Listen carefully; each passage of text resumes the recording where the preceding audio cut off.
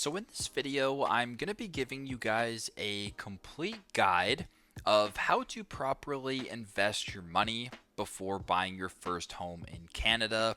The goal of this video is to help maximize your returns on your investments, as well as lower the overall amount of taxes that you guys are paying leading up to the purchase of your first home. As always, this is not financial advice by any means. This is just my personal opinion, and the goal for this video is to provide, a nice video for you guys for strictly entertainment and educational purposes only. So the goal of this video is for me to explain to you guys how to use the money that you guys have saved up to invest in the stock market, what accounts to invest in, what order to invest the money into those accounts, and then use those gains and lower your taxes to purchase your first home, which is a goal for a lot of Canadians here in Canada. So the order of operations to invest your money, if your goal is to use that money towards the purchase of your first home, is to invest into your first home savings account or your FHSA. Second would be your RRSP, but in the form of a company match. So if you guys have a company match RRSP through the company that you work for, utilizing that is tremendous in regards to building towards your first home. Your TFSA or your tax-free savings account is third, and last but not least would be your non-registered investing account. So the FHSA or the first home savings account has a $8,000 contribution limit per year. There is a maximum of $40,000 contribution limit over your lifespan. So if you were to maximize your your FHSA 5 years in a row, $8,000, you guys can reach your goal of maximizing or maxing out your FHSA in a 5-year window. There also is a 1-year carryover contribution allowed. The simplest way to put this is, let's say for example, you open up an FHSA account in 2025 and you invest $1. Well, that means that you have $7,999 remaining to invest for the year of 2025. But if you don't have enough money or you don't want to invest, that amount that is unused, the $7,999, can be carried over to 2026.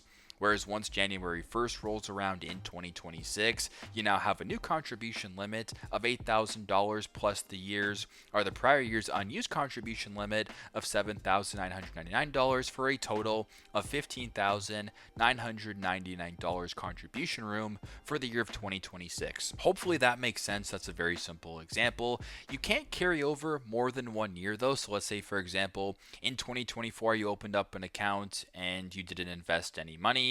But in 2025, you invested $0 as well. But in 2026, you wanted to invest as much as you can, as much as the limit lets you invest. Well, you can invest the $8,000 for 2026. You can invest the $8,000 that wasn't invested in 2025, but that $8,000 that wasn't invested in 2024 cannot carry over because it's more than 1 year. So that amount does not count. Hopefully that makes sense. The amount in your FHSA is only tax-free if it's used towards the purchase of your first home. So let's say, for example, you put in $1,000 into your FHSA, and over the course of a year, that $1,000 turns into $100,000. If you wanted to cash that out, sell your investments, you're going to have to treat that as if it is a non-registered account. You're going to have to pay capital gains tax on that if that amount's not going towards your first home. But if it's going towards your first home, you don't have to worry about that. So hopefully that makes sense as well. The FHSA is also a tremendous tool to help lower your income tax based on your yearly contributions. So if you were to invest $8,000 into your FHSA when it comes to tax season, you can actually use that amount and deduct that from your income to lower your tax bill for that year. Hopefully that makes sense as well. And one common misconception about the FHSA or the first home savings account is that it's an investment account, not a savings account necessarily. So you can treat this like a TFSA, you can treat this like an investing account. With that capital gains and the growth and appreciation, hopefully in the future going towards the purchase of your first home. So the RRSP or the Retirement Registered Savings Plan, in my opinion, is a pretty good tool to use when it comes to if you have leftover money after your TFSA and your FHSA, you can take the 18% of your income or the max, whatever I guess the lower number is, and put that into the RRSP. But also, too, if there's a company match feature, that's a tremendous way to get some free money essentially that can go towards the purchase of your first home tax free. So only prioritize this if your work offers a match. Like, that's truthfully where it comes from. So for example, if your company that employs you offers a 4% match on your RSP, that is 4% free money every year if you give that into your account yourself. So that's awesome. Company match RSP equals free money. I just went over that. It lowers your income tax as well, but it is tax deferred. So, sort of similar to your FHSA, if you invest money into an RSP account, that amount can be deducted from your income tax when it comes to, tax season. But when it comes to withdrawing that money from your RSP in the future, it is a tax deferred account. It's not a tax free account. So, a bit of a difference there relative to the TFSA and the FHSA. The RRSP and the FHSA are a part of the home buyers plan, which I'll go over in just a little bit. So just kind of talking about what I just said about the RRSP and the matching example. So here's an example. So RRSP matching example, let's say you earn $100,000 per year and you contribute $5,000 or 5% of your income to your employer's group RRSP. If your employer matches the contributions up to 4% of your salary, they'll add $4,000 on your behalf. This means that you'd nearly be doubling your annual contribution at no additional cost. If you contribute less than 4% in a given year, $1,000 for example, they will match that amount. So they will match up to 4%. You're allowed to invest more into your RSP as long as it fits in the guidelines. As I mentioned before, it is a lower number between, I think, 18% of your prior year's salary or about $31,000 if I'm not mistaken as well. You can go search that up if you want to know more information. But if you invest $5,000 into your RSP and your company invests up to 4%, you get $4,000 free essentially in your RSP, which is awesome just for having this employer matching account. So what's the home buyers plan that I was talking about? So the federal government's home buyers plan, you can use up to $60,000 of your RSP savings or $120,000 for a couple to help finance your down payment on your home. The best part is the withdrawal is not taxable as long as you repay it within a 15-year period. So that's kind of the caveat here. So let's say, for example, you have $60,000 in your RSP. You can use that money towards the purchase of your first home. And when you take that money out, if there's gains or whatever, it's not going to be taxed. So that's amazing. But only if that money is put back into your RSP over time, in this case a 15-year period. So if you put 60 grand into your home from your RSP account, you can do $4,000 a year for 15 years to pay that back, because then when you take that money out in the future, it's going to be taxed as income. Once again, this is a tax deferred account, not a tax free account. But hopefully that makes sense. Not a lot of people know this. You can use your RSP towards the purchase of your first home as long as you put that money back within a 15-year time period. The tax-free savings account, or the TFSA, is a tremendous tool, probably the best tool here in Canada when it comes to investing.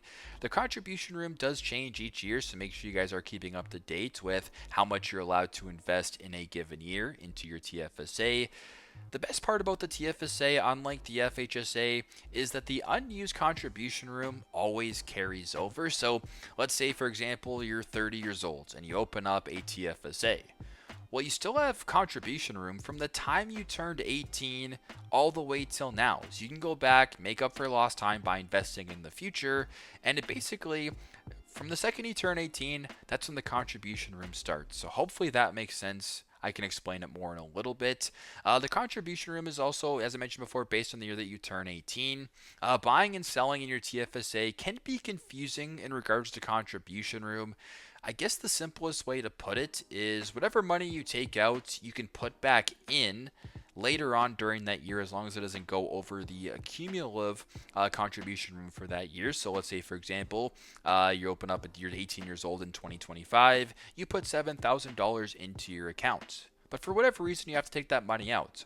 Well, if you take out all $7,000, you can't put that money back in later because you've already contributed $7,000 for that year, even though that you took it out in your account still at zero. You already put in the 7K for that year, so you're gonna have to wait till the following year to put that money back in, plus the new contribution room. Hopefully that makes sense. The best part about the TFSA, in my opinion, is that you can use this money for whatever you want and it's still going to be tax free. So in this case, we want to save up and buy our first home here in Canada. So this money would go towards a home purchase. But if you wanted to go on a vacation or buy something or whatever the case may be, once you withdraw the money, it is tax free no matter what. That is amazing. So as I mentioned just recently, contributions, withdrawals, and transfers, you can contribute up to your TFSA contribution room. A tax applies to all contributions exceeding your TFSA contribution room. So there is a 1% tax on a monthly basis on the amount that you go over. So as I mentioned before, if you turn 18 years old this year, you invest $7,000 and you invest $1,000 for whatever reason because you forgot. Well, you have $1,000 exceeding your limit, so you're going to be taxed every month on the amount that you're over. So it kind of, I guess, limits you from just overdoing it and not having much of a repercussion for it. The withdrawals will be added to your TFSA contribution room at the beginning of the following year. So using the example that I just used, if you invest $7,000 in 2025, but you take out that $7,000, you can't put anything more in for 2025, but by the time 2026 rolls around, that $7,000 can roll over plus the new $7,000. So in 2026, you can invest $14,000 into your TFSA because you took out $7,000 from the year prior, and you have a new contribution room of $7,000. So hopefully that makes sense. You can replace the amount of the withdrawal in the same year only if you have available TFSA contribution room. So let's say in 2025 you turn 18, you put in $1,000. But you want to take out that $1,000 because you want to go on vacation. Well, now you're back at zero, but you've already put in $1,000. So by the time Christmas rolls around, if you want to put in more money, you can only put in $6,000 because you already took out $1,000 that you put in earlier on. Hopefully that makes sense. And all qualifying transfers must be completed by a financial institution. There is a ton of different options in regards to opening up an RRSP, TFSA, FHSA, etc. Wealthsimple, Questrade, RBC, TD, you name it. There's a ton of different options, so you can go ahead and do your research in that regard. This is the annual TFSA dollar limit contribution room from 2009 when this account was first created. So if you turned 18 in 2009, you can invest the amount for every year that you were, over 18, but only at this amount, if that makes sense. So you can go ahead, read those for yourself to make sure you know how much you have in your lifetime. So here's a very simple example. Let's say you turned 18 years old in 2024. Well, you have $7,000 of contribution room for that year. Same goes for 2025 and 2026, so that when you're in 2026, you can have a maximum of $21,000 contributed to your TFSA. Same example here, but let's just say you don't max out your TFSA every year. This will see where the contribution room carryover comes into play. So in 2024, you maximized it, you invested all $7,000. But in 2025, you only have $3,000. Well, that's only $10,000 in 2 years. So in 2026, you can take that additional $4,000 that wasn't invested in 2025, plus the new contribution room of $7,000 to invest $11,000 and get to that 3-year total of $21,000, which is the maximum contribution room from a person born, or I guess that turns 18 in 2024. So here's what you guys came for. When you guys want to buy your first home, this is the order of operations I want you guys to invest in. So let's say your pre-tax income is $40,000 in 2026. Well, I want you guys to maximize your FHSA. I want you guys to put in $8,000 into your first home savings account. Once that contribution limit is gone, I want you to take $7,000, which is the maximum for your TFSA, and put that into your TFSA. So that is $15,000 total between your FHSA and your TFSA. Now your RRSP, I want you guys to put in not the maximum amount because your timeline is relatively short and you have lots of room, hopefully, in your TFSA still. So you can use the remaining money to max out that if it's not already. If your TFSA is maxed out. You could potentially put more into your RRSP compared to your non-registered account, but it really depends on your finances here. But make sure you at least do the maximum in regards to your company match. So in this case, let's just use 4% as an example. 4% of 40,000 is $1,600. So if you put in $1,600 into your RRSP, the company's going to match that and give you a free $1,600 to put towards your RRSP. So as I mentioned before, you can put more in if you want. That'll ultimately take down your income. At this dollar value, probably not something that I would do personally, given that you aren't paying a ton of tax to begin with. But as I mentioned before, just my opinion, you guys can do what you want, but make sure you at least put in the maximum amount for your RRSP to be matched by your company. And then the remainder of it can either go into your non-registered account if you want, or your RRSP if you want. I think in this case, if the amount isn't too high, I would probably just put that into my RRSP. If the account is, or if you do have a lot of money saved up and you have your other accounts maxed out, I would probably put in the maximum amount into my RRSP, especially if that money is going to be used to buy a home. You might as well get some deductions and get that money tax free that can go towards your home. But it's a little bit up to you. You guys can do your research, make your own decisions, but it's most important to invest fully in your FHSA, invest fully in your TFSA, get the company match from your RRSP, and then you can kind of figure out the rest if you want. So that was a complete guide on how to properly invest into the stock market if the goal is to buy your first home. To go over it once again, your FHSA, very important account. Your TFSA, extremely important account. Your RRSP is important if you have the company matching feature. And then if all else fails and you don't have any more area to invest, that's where your non-registered account comes into play. But once again, this is a taxable account. Make sure you guys leave your thoughts down below in the comment section of this video in regards to the steps that you would take or your investment thoughts and opinions regarding the purchase of your first home here in Canada. Hopefully your journey is going tremendously well. As always, do your research, have a tremendous rest of your day, and I will see you in the next one.